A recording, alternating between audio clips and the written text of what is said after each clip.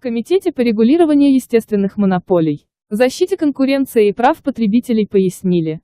Имеют ли казахстанцы право проводить фото и видеосъемку товаров в магазинах, передает Казинформ. В соответствии с пунктом 2 статьи 20 Конституции Республики Казахстан, каждый имеет право свободно получать и распространять информацию любым, незапрещенным законом способом. В нормативных правовых актах, регулирующих общественные отношения в сфере торговой деятельности, устанавливающих организационные основы государственного регулирования торговой деятельности, не предусмотрены ограничения на фотосъемку товаров, написал пресс-секретарь комитета Абу-Али Алибек. Также отметил он, в соответствии с пунктом 12 статьи 24 Закона Республики Казахстан о защите прав потребителей продавцу, изготовителю, исполнителю запрещается ограничивать право потребителей в отношении применения фото, видеосъемки за исключением случаев, предусмотренных законодательством РК.